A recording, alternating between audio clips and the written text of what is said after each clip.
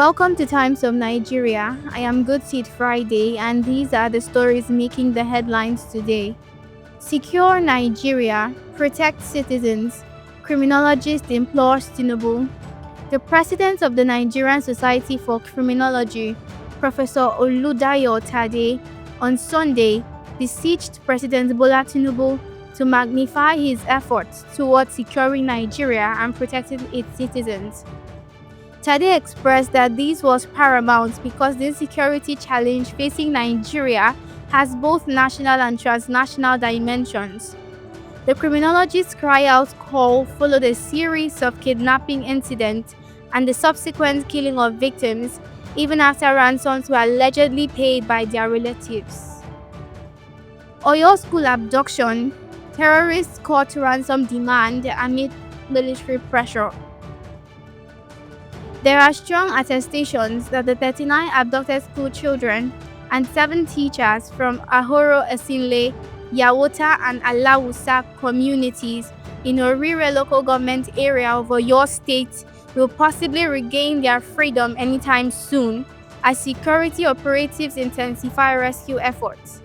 As a matter of fact, troops have barricaded all possible outlets to the national park where the victims are being held. Ibadan road blocked as protesters demonstrate over insecurity.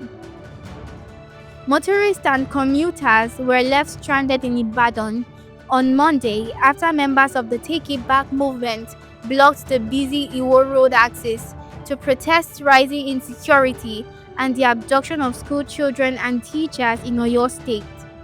The protesters, who converged on the area around 10 a.m., urged authorities to urgently strengthen security operations and ensure the swift release of students and teachers kidnapped in Orire local government area. The protest caused severe traffic gridlock along the major route, disrupting movement across the city as demonstrators carried placards and banners calling for an end to kidnappings and worsening insecurity nationwide. Osun PVC issue. INEC cautioned against working with APC. The Osun State chapters of Accord and People's Democratic Party have expressed concern over the handling of permanent voters' cards ahead of elections in the state, urging the Independent National Electoral Commission (INEC) to avoid any form of collaboration with the Osun All Progressives Congress in the distribution process. In a joint statement issued in Osogbo on Tuesday, the chairman of both parties warned against alleged plans to unlawfully release large batches of PVCs to the APC, claiming the cards are intended for non-indigents allegedly mobilized by the opposition during voter registration. They described the alleged move as a sinister plot to rig through the back door. Textile manufacturers call for stronger trade protection for local industry. The Nigerian Textile Manufacturers Association has reiterated its demand for stronger government intervention to shield the country's textile industry from excessive imports, smuggling, and unfair competition from foreign producers. Speaking on a program on the Nigerian Television Authority (NTA), the Director General of NTMA, Dr. Hama Ali Kwajafa, said the association has consistently pushed for firm trade policies, including a restriction or outright ban on textile imports, rather than minor tariff adjustments that he argues do little to protect local manufacturers. The Nigerian textile industry once occupied an enviable spot of being the third largest in Africa in the 1980s, generating as much as $2 billion annually.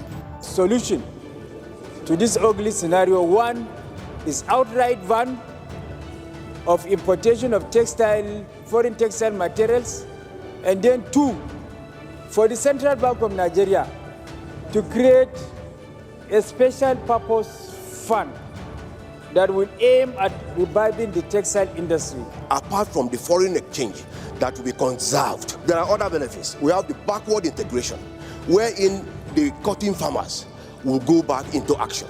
Players within the ecosystem should be protected by law so that nobody will be cheated and nobody will cheat anybody. World Cup. 3 countries crash out of tournaments. At least 3 countries have now been eliminated from the ongoing 2026 FIFA World Cup. Tunisia became the latest team to crash out after suffering a resounding 4-0 defeat to Japan in Monterrey on Sunday.